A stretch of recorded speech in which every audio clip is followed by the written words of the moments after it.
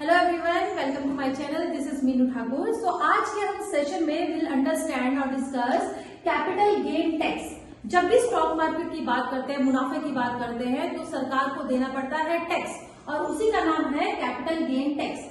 Gain मतलब होता है प्रॉफिट, कैपिटल मतलब पूंजी, वो तमाम रिसोर्स जिससे वैल्यू ऑफ मनी क्रिएट होती है, that is known as capital.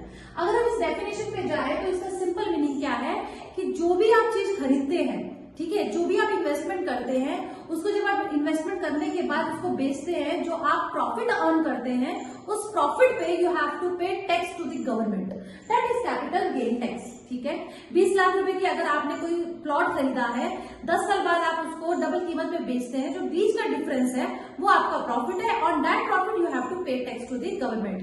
This is direct tax, yes of course. अब कैपिटल एसेट, क्योंकि कैपिटल गेन टैक्स जो लग रहा है, जिस आइटम्स पे लग रहा है, वो है आपका एसेट। एसेट भी टाइप होते हैं, जैसे कि लैंड है, बिल्डिंग है, आपका फिर ज्वेलरी आ गया, आपका सिक्योरिटीज है, बॉन्ड्स है, these all are the asset. Yes, कुछ एक्सेप्शंस है जो कैपिटल एसेट की कैटेगरी में नहीं आते हैं for the sake of this taxation, जैसे कि आपकी गोल्ड बॉन्ड स्कीम है, ठीक है, वो नहीं आएंगे। अब जब कैपिटल एसेट पे कैपिटल गेन टैक्स इंपोज हो रहा है, तो उसको हमने दो पार्ट में डिवाइड किया है सरकार ने। एक तरफ है आपका शॉर्ट टर्म, दूसरा है आपका लॉन्ग टर्म। शॉर्ट टर्म की बात करें तो ऐसे एसेट जो 36 मंथ्स, अगर 36 मंथ्स और उससे लेस देन तक होल्ड करके रखा है उस प्रॉफिट को, तो वो आपका शॉर्ट टर्म है।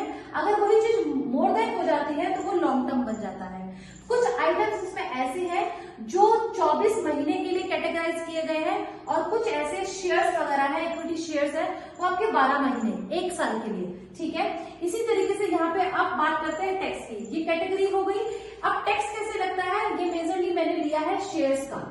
ठीक है, शेयर्स की जो प्रॉफिट होता है, उसका जो ट्रांजेक्शन है, अगर आपने कोई शेयर खरीदा, टाटा का शेयर खरीदा, ठीक है, उसको 1 साल बाद आप बेचते हैं, ठीक है, और अगर उसका 1 साल बाद बेचने में जो आपको प्रॉफिट होता है, उस पर आपको टैक्स देना पड़ेगा।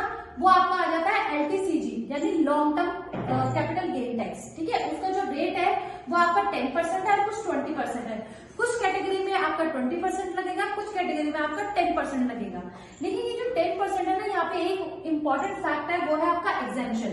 यस, 1 लाख रुपए तक का आपको कोई भी एलटीसीजी नहीं देना है अगर वो मोर देन 1 ईयर है।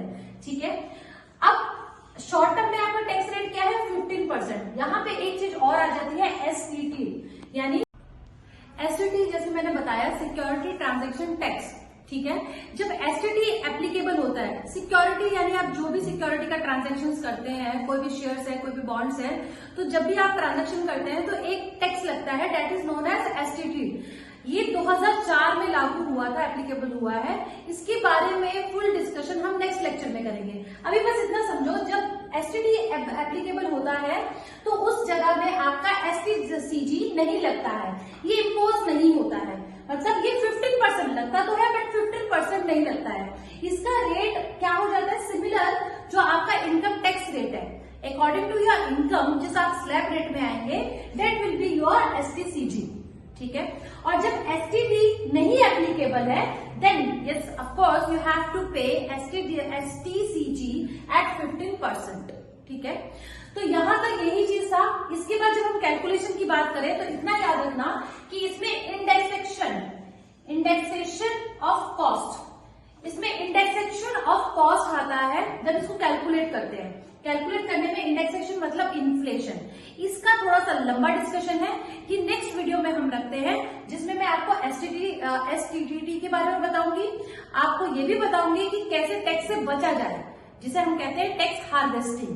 ठीक है, तब तक के लिए बने रहिए, इसको थोड़ा सा ध्यान में रखना ना। अगर कोई भी दिक्कत लगे, you can comment on your chat box. Till then, thank you. Please subscribe and like my channel.